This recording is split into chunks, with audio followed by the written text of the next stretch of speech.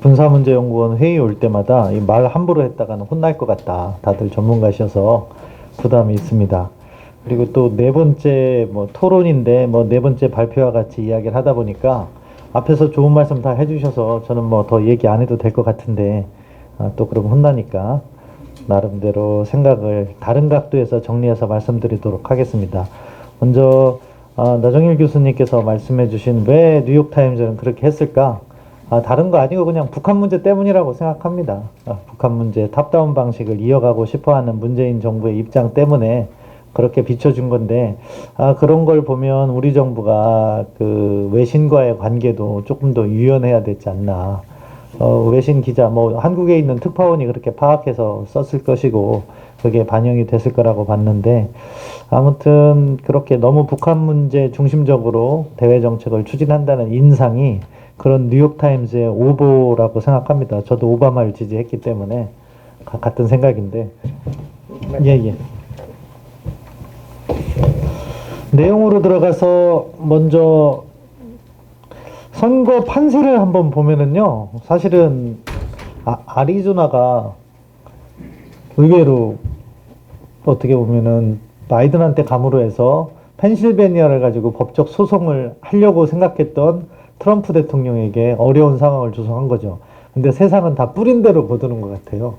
왜냐하면 아리조나가 왜 넘어갔냐? 존 맥케인 상원의원이 사망한 다음에 공화당이 약화된 것 같아요. 지난번 6년 전에는 존 맥케인 상원의원 당선됐고 4년 전에는 트럼프도 당선됐는데 맥케인 상원의원 돌아가신 다음에 이번에 보니까 민주당이 큰 차이로 이겼더라고요. 그런 것들이 서로 연계한다고 보면 맥케인 사망했을 때 트럼프 대통령이 적정한 존중을 보내주지 않았거든요. 이게 다 자업자득이다. 그냥 저 개인적인 생각을 해봤습니다. 바이든 이야기는 앞에서 세 분께서 너무 자세히 해주셨기 때문에 새로운 이야기는 안 할게요. 뭐 리더십을 회복해야 되는 거고, 리버럴 인터내셔널 오더를 강조하는 거고, 국제주의, 외교, 비약선을 강조하는 사람들이 바이든의 측근에서 대외 정책을 이끌어 갈 것이다 예상하는 바고요.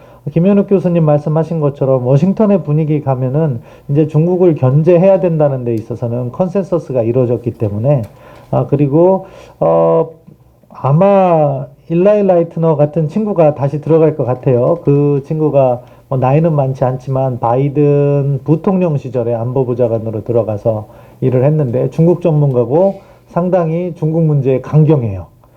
미국의 중국 전문가들은 강경한 사람도 있고 강경하지 않은 사람도 있고, 근데 한국의 중국 전문가들은 중국에 너무 우호적이어서 걱정인데, 아무튼 일라이 레트너 같은 경우에는 상당히 중국 문제에 강경해요. 근데 이 친구 같은 경우에는 또 한국도 어떻게 보면 트럼프 스타일인 것 같아요.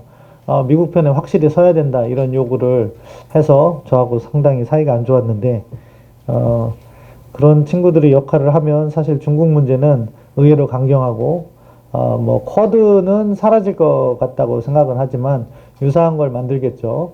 그런 부분에 있어서 한국이 동맹편에 확실히 쓰도록 요구받을 가능성은 여전하다 그렇게 생각합니다.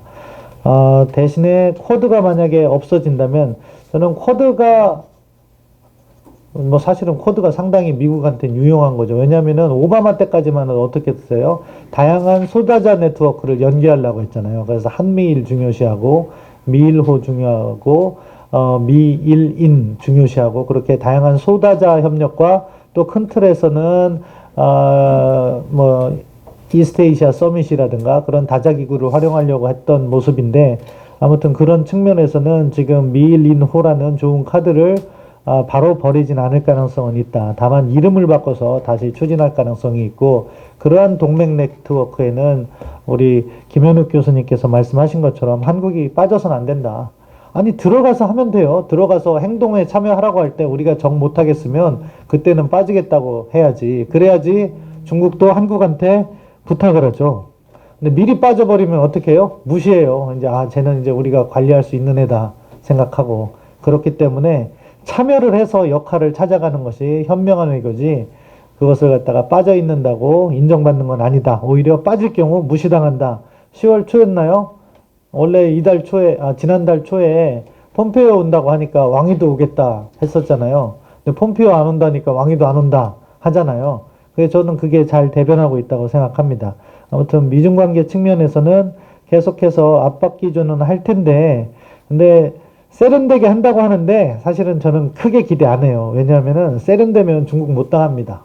중국은 거칠게 밀어붙이는데 미국이 아무리 아름답게 한다고 해서 흔들리겠어요? 트럼프 정도 흔들어도 사실 중국이 버티기를 시도하는데, 그래서 여러모로 아직은 미국이 중국을 제대로 다루기에는 쉽지 않을 것 같다. 왜냐면은 한번 그 2000 후진타오 말기에 한번 정리를 했어야 되는데, 그때 미국이 서브프라임 모기지로 해서 자기들의 경제 위기가 발생한 게 큰 틀에서 보면 세계사적인 이슈였던 것 같아요.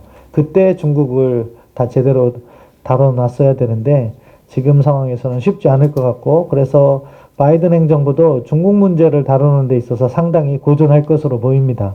이제 그 사이에 있는 한국이 그런 문제로 많이 고민을 할 수밖에 없는 거고, 이거는 뭐 지난 정부, 박근혜 정부에서도 큰 문제였었던 거죠. 뭐 천안문에 서느냐, 그 밖에 사드 배치를 할 것이냐, 뭐 여러 가지 이슈들이 계속해서 새로 이제 문재인 정부에게 남은 1년 반 동안 제기될 가능성이 높다고 봅니다. 한반도 문제가 이제 우리는 현안이고, 앞서 말씀드린 것처럼 핵 문제 때문에 문재인 정부가 트럼프 행정부를 지지하는 것처럼 보였다, 비춰졌다, 그렇게 말씀드렸는데요. 한반도 문제는 크게 핵 문제하고 양자 동맹 이슈로 나눠볼 수가 있고, 핵 문제를 보면은 저는 한 두 가지 차원에서 새로운 접근이 제기될 거라고 생각해요. 내용은 거의 유사하지만 첫 번째 이야기는 뭐 앞서 말씀한 것처럼 바텀업 어프로치고, 두 번째는 얼터너티브 어프로치를 할 것이다. 이건데, 바텀업 어프로치는 실무 접촉 후 성과가 있을 경우에 정상회담을 하겠다. 바이든 후보가 이제 뭐 바이든 대통령 당선자라고 이야기할 정도로 거의 선거가 기운 상황인데, 근데 사실 이게 바람직한 거 아니에요? 트럼프 대통령이 정상회담을 했지만 정상회담을 두 번 했고, 그리고 판문점 회동까지 하면 세 번 만난 거죠. 근데 그러고 나서 지금까지 뭘 얻어냈냐를 보면은 효과 있는 건 있어요. 그거는 우리가 부인할 수 없는 게, 북한이 도발을 안 해. 왜? 미국이 관계 좋다고 이렇게 어르니까 도발을 안 해요. 저는 트럼프 대통령이 그걸 활용했다고 생각해요. 트럼프 대통령이 그런 걸 다 알면서도 일부러 그렇게 했다고 보지만, 반대로 부정적인 건 세 개가 있잖아요. 북한은 계속해서 핵 능력을 키워왔고, 그리고 그 덕분에 북한은 외교적 고립을 탈피해서 사실 2017년에 유엔 안보리의 2397이 만들어졌을 때 이 결의가 제대로 이행되면 북한 경제는 상당한 어려움에 처할 것이다. 그래서 2018년에는요, 사실은 대화가 제기되는 과정에서도 북한 경제에 큰 영향을 미치면서 북한이 우리 한국은행 통계로 마이너스 4.6% 경제 성장을 했어요. 그런데 2019년에는 그게 거의 제로로 줄어들어요. 왜? 대화가 외교적 고립에서 탈피되니까 제재망에 구멍이 생기는 거고, 그러다 보니까 북한도 외교적 고립을 탈피했고, 결과적으로 세 번째, 제재 이행이 지금 약화된 상황이죠. 그렇기 때문에 사실 대차 대조표를 놓고 볼 때 우리가 얻어낸 것은, 실질적으로 얻어낸 것은 북한이 도발을 하지 않음으로 해서 우리가 뭐 상황 관리는 잘 해왔다고 평가할 수 있겠지만, 반대로 문제의 근본적인 상황은 지속적으로 악화되고 있고, 이것이 북한이 최근 들어서는 더 노골적으로 이제 핵 포기 안 한다 이렇게 얘기하는 상황까지 난 거죠. 7월 10일 날 김여정의 대미담화가요, 저는 참 북한의 속내가 그대로 들어있다고 보는데, 거기에 있는 가장 핵심적인 워딩은 이거예요. 우리의 핵을 없애려 들 것이 아니라 우리의 핵이 위협이 되지 않도록 해라. 그 말 속에 북한의 이제 대핵 협상 전략이 다 담겨져 있다. 우리 정부가 알았는지 몰랐는지 저는 처음부터 알았다고 생각하는데, 이러면은 당파적으로 접근한다고 할까봐 이야기는 하지 않겠지만, 아무튼 지금이라도 그런 북한의 의도를 잘 파악하고 우리가 대책을 세워야지, 이렇게 한 10년 지나다 보면요, 북한 핵은 자연스럽게 당연한 거로 받아들여요. 그렇잖아요. 처음에는 뭐 우리가 북한이 핵 개발할 의지가 없다고 이야기했지만 핵을 개발하는 과정으로 갔고, 그래도 그걸 막을 수 있다고 대화로서 풀려고 했지만 결국 핵 개발은 완료했고, 마지막에 극적인 반전을 도모했는데, 설득하기 어려운 점은 북한의 핵 개발 의지에 대해서 우리가 조금 더 분명한 인식을 했으면 하는 아쉬움이 있는 거죠. 근데 바텀업 방식을 한다고 하면은 어떤 문제가 있냐? 일단 김정은이 탑다운 방식을 좋아해요. 그리고 우리 정부도 아까 뉴욕타임즈에 난 것처럼 그런 방식을 선호하는 입장을 지금까지는 보여왔어요. 어떻게 조정될지 모르겠지만 그러면은 두 가지 측면에서 볼 수 있는 거죠. 북한은 지금 바이든이 들어서서 북한과 정상회담을 하지 않고 바이든 행정부 들어서면 1월 20일 날 출범한다고 하더라도 한 4월, 5월까지는 청문회 하잖아요. 그러면 진용이 갖춰져요. 그러면은 5월, 6월 정도에 정책 리뷰를 해서 북한과 빨리 만나면은 여름 정도에 만날 거예요. 6월 정도에 만나면 빨리 만나는데 그것도 실무 접촉을 한다고 하면 북한이 그걸 받아들일지 안 받아들일지도 모를 거예요. 그럼 그 기간 동안 북한은 과거의 패턴을 분석해 보면 어떻게 하냐? 미국의 정책 우선순위에서 북한 문제가 너무 낮은 수준에 있다. 이거를 끌어올리는 방식을 북한은 너무나도 잘 알고 있죠. ICBM 발사를 할 겁니다. 그러면은 긴장이 조성되고 그 조성된 긴장 하에서 새로운 대화가 또 만들어질 거예요. 과거의 패턴이 그랬고 앞으로도 그럴 수밖에 없어요. 이것은 미국 행정부의 의지와도 무관하게 여론이 그렇게 조성이 돼요. ICBM 쏘면 또 미국 언론도 그렇고 한국 언론도 그렇고 그걸 계속해서 다루고 그 문제에 대해서 방치를 하게 되면 이건 전략적인 판단이라기보다는 대응을 하지 않는 무능한 행정부로 비춰지기 때문에 그 패턴으로 갈 거라고 생각해요. 그래서 긴장 조성 후 대화 가능성이 높아지는 건데 다른 한 각도에서 보면 우리 정부의 입장에서는요. 바이든 행정부하고 정책을 조율할 시간이 만만치 않은 거죠. 정책은 조율할 수 있는데 그 과실을 따먹기가 부족해요. 아까 마찬가지로 제대로 정책 리뷰까지 하는 게 내년 6월까지가 되고 실무 협상이 들어가면은 거기 부분에서는 공조를 할 수 있는데 정상회담으로 가려면은 내년만 가지고는 조금 부족할 거예요. 그럼 내후년으로 넘어갈 가능성이 있는데 이때는 이제 미국도 알고 북한도 아는 게 3월 9일이 다음 대통령 선거라면은 아마 차기 정부하고 무언가를 할 가능성이 있는 거고 그렇기 때문에 사실은 우리 문재인 정부가 트럼프 행정부를 지지했다고 잘못 알려진 거라고 생각해요. 저는 문재인 정부의 전략가들이라든가 이런 분들은 바이든 행정부가 협력하기 좋다고 판단할 가능성이 높다고 봅니다. 왜? 그 협상의 내용적인 측면을 보면은요, 제가 두 번째, 얼터너티브 어프로치라고 제가 이야기한 것은 제 개인적인 추정인데, 이 민주당 사람들이 그간 해온 거를 보면은 북한이 좋아하는 방식으로 타협할 가능성이 많아요. 왜? 과거 박근혜 정부 때도 그랬고, 그 오바마 정부하고 저희가 상대를 했었잖아요. 저도 그때 외교부에서 일을 했는데, 그러한 시도를 막느라고 시간을 많이 보냈거든요. 그 부분을 갖다가 설명을 드리겠습니다. 말은 CBID 하지만 CBID를 하려면은 이거는 장기적 목표라고 인식을 하고 있는 거예요. 근데 거기에 민주당 쪽에서는 뭐냐면은 외교적 노력, 그래서 과도한 압박이나 대결 국면을 싫어하는 측이 한 파트가 있고, 또 다른 쪽엔 뭐가 있냐면은 게리 세이모나 로버트 아이논 같은 사람들은 비확산론자예요. 그 사람들의 지론은 뭐냐? 일단 동결시켜 놓으면 그것도 성과라고 생각해요. 그래서 이 사람들은 동결에 대해서 보상해줄 의지가 있는 사람들이에요. 이 사람들이 다시 백악관이나 국무부의 주요 보직을 맡을 가능성 충분하다고 봅니다. 그렇게 되면은 상황은 동결 쪽으로 가는 거고, 그럼 아까 말씀드린 북한의 이야기, 우리의 핵을 없애려 들 것이 아니라 위협이 되지 않게 하라는 그 말과 공통분모가 존재해요. 사실은 동결을 하려면은요, 김대중 대통령 당시에는 전 동결이 옳았다고 봐요. 그때는 우리가 국력의 우위가 있어서 그러한 대화 시도 같은 거가 좀 약하지 않았나 보는데, 북한이 핵을 개발하지 않았을 상황에서는 동결의 의미가 상당히 크다고 봐요. 그렇지만 지금 북한이 핵을 개발해 놓은 상황이고, 뭐 몇 개를 개발했는지는 솔직히 모르겠고, 저는 생각보다 핵무기를 많이 만들진 않았을 거라고 봐요. 핵물질은 존재하지만. 왜? 만들면 비용이 들거든요. 관리하는. 그래서 뭐 한 1, 20개 정도 있으면 더 만지, 내가 김정은이면 더 만들진 않겠다 생각을 한다. 하지만 아무튼 동결의 가치를 부여하게 되면 북한으로서는 그 부분에 있어서 기회 요인으로 판단할 것이고, 그러면은 그쪽 방향으로 몰고 가면은 대화가 진행될 가능성이 있다, 의외로. 그래서 미국의 이익은 근본적으로는 CBI 되겠지만, 그래서 압박을 해야 되고, 이것을 갖다가 지지하는 사람들, 아까 김현욱 교수님이 말씀드린 그 앤서니 블링켄이나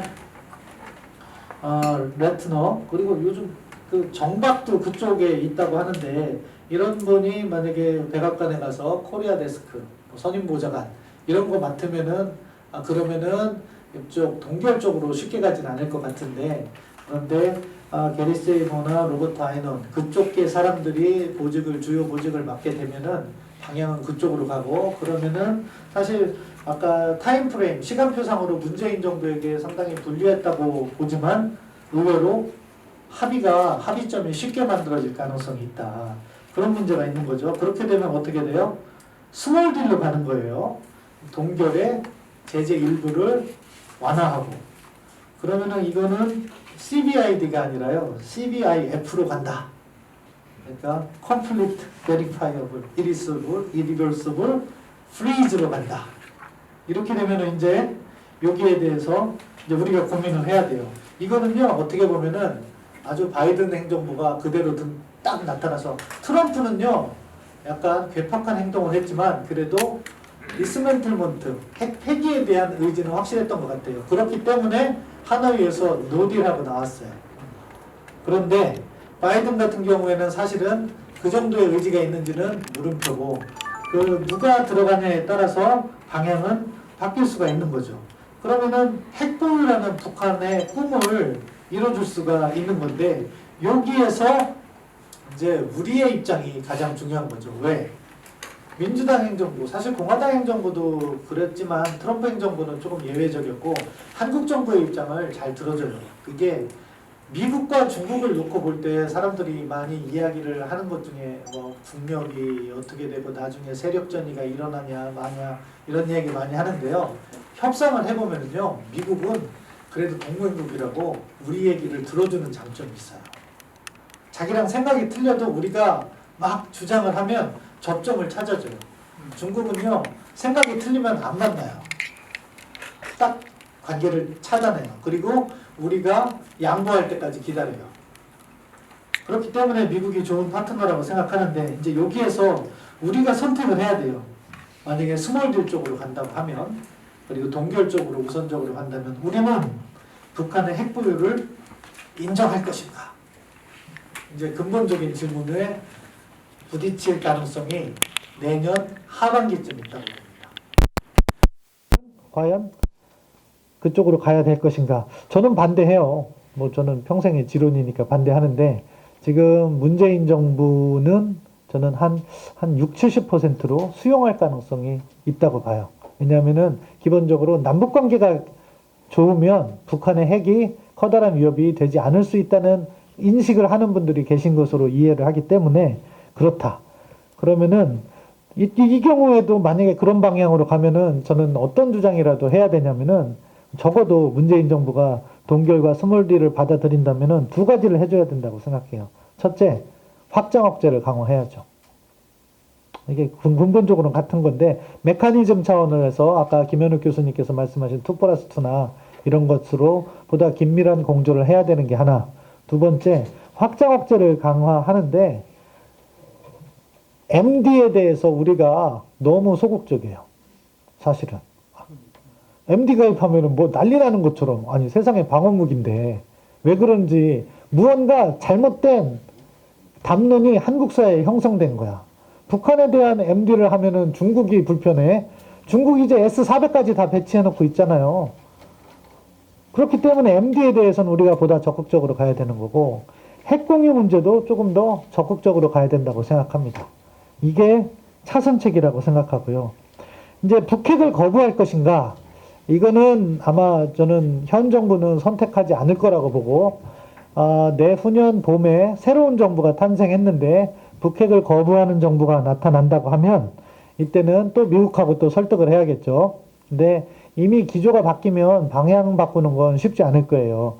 일단 1년 반 이상의 미국 행정부가 정책을 추진하는 상황에서 새로운 정부가 들어섰다고 해서 그 방향을 바꾸기는 어렵겠지만, 아무튼 이때는 결국에 키는 중국이 또 압박을 하려면은요, 중국이 도와줘야 돼요. 그러면은 결국 미중 경쟁에서 미국이 얼마나 승리하느냐, 그것에 파생 변수로 등장하게 될 텐데 이 가능성은 높지 않다고 생각해요. 아까 말씀드린 대로 중국을 미국이 지금 자기 마음대로 조종하기에는 너무 커버렸고 오바마가 아니 바이든 행정부의 그 국제 규범을 존중하는 나이스한 방법으로는 중국의 그 공세적 행동을 차단하기가 어렵다는 점에서 이거는 현실 가능성은 좀 떨어지고 과연 그만한 의지가 있느냐. 다만 이 앞서 말씀드린 대로 백악관의 담당자가 누가 되느냐가 상당히 중요해요. 약간의 이번에 워낙 반트럼프 현상이라고 생각하는데 공화당 지지해야 될 사람들이 다 바이든 캠프에 들어가 있더라고요. 그러니까 누가 들어갈 것인가 그게 좋은 어떻게 보면은 많은 변수가 될 것 같고 양자 동맹 같은 경우에는요 아마 바이든 행정부가 들어서면 지금 13%와 50% 주장이 팽팽히 대립된다고 하는데 13% 정도에서 타협이 이루어질 것 같아요. 그래도 미국 행정부이기 때문에 더 깎아주지는 않을 것 같고요. 그 정도에서 타협해서 장기 계약하면은 4년 계약 정도 하면은 될 거라고 생각하고 전자권 문제는 이제 한국 정부가 더 이상 조기 전환 이야기 안 했으면 좋겠어요. 저는 좀 창피해요. 이런 이야기를 할 때. 아마 지난 뭐 이렇게 서욱 국방부 장관도 SCM 할 때 이 이야기를 꺼낼 때 속으로는 상당히 부끄러웠을 거라고 생각해요. FOC가 코로나19로 인해서 안 됐으면 FOC 미뤄서 한 다음에 단계를 밟아서 해야 되는 거잖아요. 그런데 뭐 내년 2월 훈련도 현실적으로 지금 코로나 상황 보면은 불가능하다고 봐요. 그럼 일러야 FOC는 내년 여름에요. 그럼 FMC는 내후년 여름이 될 수 있을 거고. 그럼 시간표상으로 나오지 않는데 거기다가 조기전환 이야기하면 그건 뭐예요? 군사적 조건을 맞추는 게 아니라 그냥 정치적 평가를 하겠다는 거예요. 정치적으로 하려면 그냥 지금이라도 하는 거지 그걸 갖다가 모양새를 갖춰서 마치 군사적 평가가 이루어진 것처럼 해서 전자권 조기전환을 한다는 거는요 거짓말이잖아요 사실. 어떤 정부든 이제 저도 이제 나이가 50이 됐고 국방연구원에서 25살부터 심경욱 박사님의 지도를 받아가면서 연구원 생활을 보내고 이렇게 해보니까 모든 정부가 지도자의 뜻에 따라서 사실은 현실을 왜곡하는 것을 많이 보았어요. 그런데 그런 정책은요 보니까 다 실패하더라고요. 따라서 다음 정부가 들어선다고 해서도 너무 최고 지도자의 눈치를 볼 것이 아니라 군사적 필요성에 따라서는 군의 목소리를 듣는 게 가장 바람직하고 우리가 무엇이 부족한가를 갖다가 식별해서 그것을 채우는 데 집중하는 것이 전자권 전환하는 거 안 하는 것보다 더 중요하다는 생각을 해요. 주한미군 문제는 김현욱 교수님께서 말씀하신 것처럼 뭐 크게 문제되지 않을 것 같아요. 하지만 지금 미군이 미국 경제 상황을 고려할 때 민주당 정부가 들어서도 과거 오바마 때 했었던 것처럼 글로벌 포스처 리뷰 같은 걸 할 것 같아요. 그런데 그걸 하다 보면 사실은 주한미군 문제가 제기될 것 같아요. 왜냐? 미국이 증언을 하긴 힘들어요. 지금 경제적인 상황을 볼 때. 그런데 중국을 막기 위해서 과거 아태 재균형에서 인도양풍을 포함한 인도태평양 개념으로 바꿨는데 그런 개념 자체는 이름은 다시 뭐 재균형을 쓸지 몰라도 미국도 충분히 인식을 하고 있는 문제예요. 그런데 동남아 쪽에 미국의 포스처가 없어요. 괌이 마지막인 거죠. 그런데 중국의 공세적 행동이나 요 정세 변화를 좀 보면은 동남아 국가들 중에 혹시라도 미군 배치를 선호하는 국가가 생긴다면은 아마 아시아에 배치된 미군을 가지고 재조정하려고 할 거예요. 그렇게 보면은 사실은 주한미군이 많다는 생각을 할 가능성이 존재해요. 그때는 1, 2년 후가 아니라 한 3년 후 정도 그때 가서 자기들끼리 리뷰를 한 다음에 새롭게 제기될 가능성은 존재한다고 봐요. 다만 당분간 문재인 정부 하에서 주한미군 재조정 문제는 나타나지 않을 것이다. 그러한 근본적인 리뷰는 아직 한 곳으로 보이지 않아요. 마지막으로 이제 양자 경제 문제도 뭐 훨씬 더 우호적일 거예요. 이 관세 카드를 갖다가 쓰는 걸 민주당은 부정적으로 이야기를 했기 때문에 그래서 뭐 자동차, 철강 관세 그 압박에서 벗어날 텐데 환경 기준이 좀 까다로워질 수 있어요. 그런 부분을 갖다가 우리가 미리미리 대응을 하면 우리 기업에는 주가 오르는 거 보면 우리 기업엔 좋은 것 같아요. 뭐 경제는 잘 모르지만 그런 부분인데요. 끝으로 할 말은요. 그거예요. 사실은 미국의 어떤 정부가 들어서든지 우리가 잘하는 게 중요한 것 같아요. 미국은 미국 국익대로 국제 질서를 유지하는 거죠. 바이든 행정부가 더 인간성이 좋아서 그렇다고 생각하잖아요. 그 사람들은 미국이 만들어 놓은 국제 규범을 갖다가 잘 활용하는 것이 미국 국익을 증진한다고 믿는 거고, 트럼프 행정부 같은 경우에는 그 틀보다는 양자 관계를 통해서 직접적으로 미국이 세계 질서를 주도하는 게 이익이 된다고 보는 거지, 대한민국을 위해서 세계 질서를 만들어 놓는 건 아니거든요. 따라서 누가 어떤 행정부가 들어서든 우리는 그걸 이용한다는 각도에서 바라봐야 되는 거고, 누가 좋다 나쁘다는 저는 바람직한 조건이 아니라고 생각하는데, 아무튼 이번 바이든 행정부가 탄생했을 때 우리가 우리의 국익을 실현하기 위해서 이용할 수 있는 여러 가지 분야들이 있는데 올바른 방향으로 잘 이끌어 갔으면 하는 바람입니다. 감사합니다. 정열적인 발언 참 감사합니다. 지금 우리나라 국방장관을 보고 거짓말쟁이라고 그러셨는데 이거 효과가 없는지 예, 거짓말이 아니고요. 속내는 다를 수가 있었다. 그렇게 했습니다. 예, 정정을 하셨습니다. 그리고 잠깐만요. 시인들이 거짓말을 그렇게 잘하는 거를 이제 50이 돼서 깨달으신 건 참 훌륭하십니다. 그런데 사실 저는 2000년 동안 알고 있었던 사실입니다.